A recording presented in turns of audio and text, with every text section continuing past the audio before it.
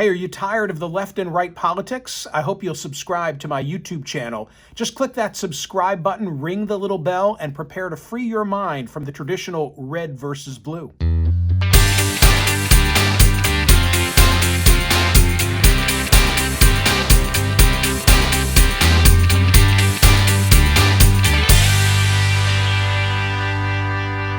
Cuba is experiencing its largest anti-government protests in decades, giving the Biden administration, the new Biden administration, still relatively new, a foreign policy challenge right on America's doorstep. What's driving it? What's to be done? I know that I have the right guest in Christopher P. Baker. He's a California-based freelance travel journalist and tour director. He's made a career as a professional travel writer, photographer, adventure motorcyclist, tour leader, and Cuba travel expert since 1983. I can attest to that, and I'll tell you why in a moment. He's authored more than 25 travel guidebooks for Dorling, Kindersley, Lonely Planet, and National Geographic, the latter of which has acclaimed Christopher Baker as one of the world's foremost authorities on Cuba travel and culture. His literary travelogue is called Mi Moto Fidel, Motorcycling Through Castro's Cuba. It is a two-time National Book Award winner. And, ladies and gentlemen, in 2016, the second time that I had the privilege of visiting Cuba, this time with my family, Christopher P. Baker was our travel guide, and he was extraordinary. Hey, Chris, it's great to see you. Thank you so much for coming back to the program. Oh, Michael, it's tremendous to be back with you. We think about that family trip often, and I recently looked through the photographs. I'm going to use some of them in social media, and there's one in particular of me riding shotgun in a 1950s convertible American car with our three sons in the back seat, all with these enormous grins on their face. And it's funny because when you get to Cuba, the first thing you notice, at least for me, the architecture and those American cars. Sure, the place is a time warp in so many regards, not just the 1950s, because its colonial heritage is fantastic. And I don't recall if we went to Trinidad. I don't think we did. The colonial city, UNESCO World Heritage City. It takes you back more than 100 years, but in Havana, you're back in the 50s. What explains your love? I'll get to the political climate in a moment, but what explains your love, your fascination for this island? It's more than this very unique setting. You're not going to replicate that setting anywhere else in the world. But it's really what is unique about the Cuban people and their culture. And that comes from a combination of it having had a unique experiment with the revolution, the Castro era, and the value system that the Cubans have. The fact that it's one of the very few places in the world you're not caught up in a money culture, for better or worse. For me, that is a good thing because the value system is so profound, a respect for everybody else, that Cubans themselves expressed one-on-one. Fidel is gone. Raul is retired. Who's running the place? Miguel DiazCanel is a loyal communist, and he is now the head of the Communist Party and the president of the country. He has been weaned, if you will, by Raul. He was really a hand selected, even though it was a unanimous decision on the national parliament to vote him in. But he is a hand-picked successor to Raul Castro. I remember in traveling around Cuba with you, in every nook and cranny we would visit, you knew people on a personal level. You really impressed me as having your finger on the pulse of the attitudes of the residents of that nation. So I'm curious, from your perspective, what has changed? What has brought about all the protests that I'm now watching in the footage? Sure. Well, Cuba is a divided society. You have a good percentage of the people, it may even be a strong majority, it's hard to say, who are ready for a change. They're tired of the governmental system as it is. Against them are a large number of people, it may be a majority, I would suspect it is in the countryside, who support the revolution and support the government. The problem has been, of course, that especially with the pandemic, the ineptitude of the governmental economic system is magnified by the shortages, by the fact that tourism, which had become the major income earner, has totally collapsed. The US embargo, the impact on international trade with Cuba is significant to the degree that these combination of factors have left the shelves in the stores bare of food, bare of other items. And on top of that, whilst Cuba was doing a very good job for a whole year of containing the COVID epidemic, last November, thinking they had it under control when they reopened their airports, there was a flood of Cuban Americans coming in with cash because President Trump had banned remittances. So that was $3 billion that Cubans were no longer getting annually in their personal pockets was suddenly not there. A flood of Cuban Americans bringing cash in on the plane, and it led to a spike in COVID. So this has been a combination of factors that have really fed the intense frustrations that have been building up over decades amongst a significant part of the society. And now you've got more or less everybody is impacted by COVID and food and fuel shortages. So one of the actions that Trump made was to essentially put sanctions on any international vessel bringing oil to Cuba. And so the international shipping companies got that message.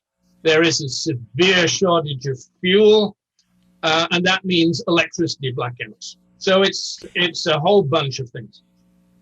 President Obama had begun the reestablishment of relations with Cuba. In fact, that was one of the things that drove me to want to take my family with you in 2016, is because I thought everything was going to change. And then, of course, President Trump came into office and rolled the clock back. President Biden really hasn't done much of anything to change what was in place from the Trump administration. But Chris, what stands out in my mind from the trip, among other things, is that Cubans were very proud of their healthcare system.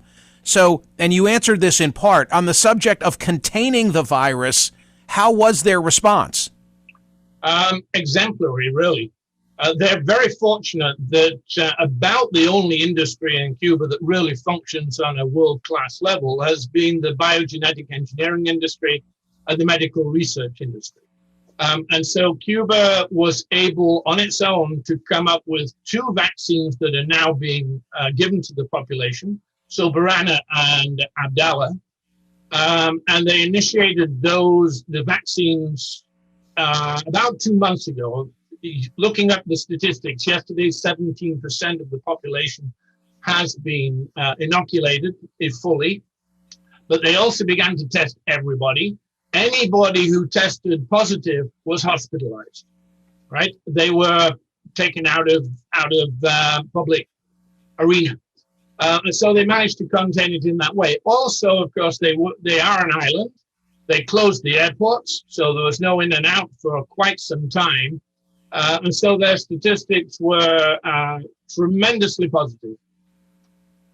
But what I'm hearing is that the tourism market collapsed as a result of having to be isolated, and that was one of the factors that has played a role in bringing about the long lines, the shortage of supplies and food and so forth that bring about, therefore, the protests. Yeah, so you've got 2 things here. It's that the government doesn't have income and the individuals don't have income. One of by far, the most significant source of income for the average Cuban on the street was twofold. It was income coming from primarily American tourists, but also international tourists. They're getting 4 million tourists a year until 2 years ago. And a significant portion of those had become Americans who are big tippers. They stay in private room rentals, they use private taxis, and they use private restaurants. And so this was a huge boost in income. And that was replicated through the Cuban economy as Cubans began to spend that in other entities. And you witnessed that yourself when we were together there, Michael. Yes. We were there in 2016. And the next 3 years, you can multiply by a factor of 2 or 3 the amount of money that began to flow into Cuba through those tourist revenues as tourism grew exponentially again. So that and the family remittances coming from Florida, which are estimated to have been at a peak about $4 billion, were removed from the system. So that meant that the Cuban state itself was no longer getting revenues because they taxed those remittances at 15%. And of course, they run the stores and whatnot. People were no longer buying. And that meant that Cuba, the state, could no longer purchase imports because it simply didn't have the money. It cannot get international credit. The credit rating sucks.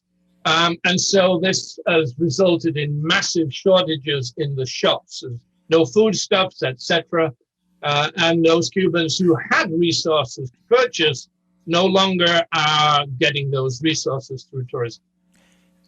I met Sonia Laguna through you, and she participated in some of the arrangements for our trip. And I heard from her just yesterday, and she said, Michael, they're not protesting for the material things they don't have. They want freedom. Please don't let people say it's the embargo or COVID. They want to be free. Do you agree with that assessment?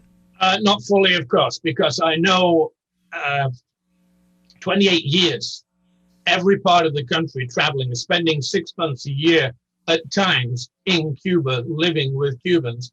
I know that there's a massive percentage of the population who support the system. They just want it reformed.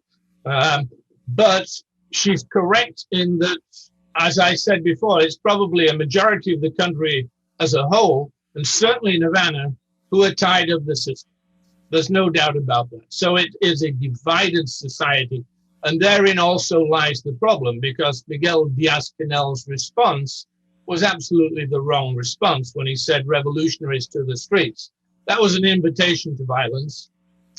And what Cubans are ready for are the long-awaited dialogue that begins the process of reforming a system to be more inclusive and ideally, of course, multi-party. The problem being that you have the USA threatening through sanctions, threatening through the embargo, etc., manipulated by the Cuban American community in Miami, intent on the destruction of the governmental system. That is not an environment in which freedom of expression and inclusivity on the part of the government is going to happen, because they're going to entrench and take the response that Miguel DiazCanel took.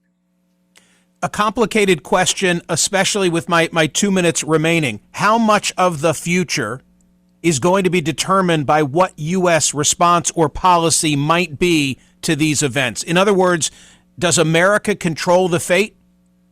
I think for the most part it does. Absolutely. My ideal would be to pursue the Obama route. You were witness to the reforms that were happening within Cuba on the part of the Cuban government as a response to feeling far less threatened by the USA. So it was twofold. You had this massive increase in money in the pockets of Cubans that was making substantial difference in their lifestyles, in the economy, driving further economic reforms within Cuba, and the government feeling less pressured by the US government, feeling it had more space, began to initiate the kind of reforms that the USA itself has been long calling for. Internet access. Everybody gained internet access. All right, everybody gained cell phones. Everybody gained Facebook, Instagram, etc. Space through the government. And other reforms more. Okay, we understand it has been repressive and highly repressive of critical commentary, but that space opened up too, and that was because the USA stepped back under Obama and said, okay, we're not going to be such a big bully. Well, for what it's worth, I came home after both trips convinced that the embargo had succeeded in just one thing, and that was keeping that regime in power, the exact opposite of what it set out to do. Those are my personal views. You want to take 20 seconds and respond? Absolutely, I agree. So did the State Department and the CIA by the 1980s. But by then, the Cuban American community had become a massive voting bloc, an influential bloc in Congress. Christopher, nobody has your knowledge. I'm so grateful to you. I hope I get to see you. By the way, I'd love to go back and do it all over again. It's such an enchanting and special place, loved the people. It's just a bucket list item, frankly, that I was able to cross off, and I hope that anybody listening to our conversation can do likewise. It's that good. Thank you. And you expressed better than I did why I love Cuba too. Thank you so much. Good. Christopher P. Baker, he's a California-based freelance travel journalist, tour director. He's made a career as a professional writer, photographer, adventure motorcyclist. That's a subject for another day. And he's authored more than 25 travel books, many of them having to do with Havana and Cuba. No wonder National Geographic said he's one of the world's foremost authorities on Cuba travel and culture.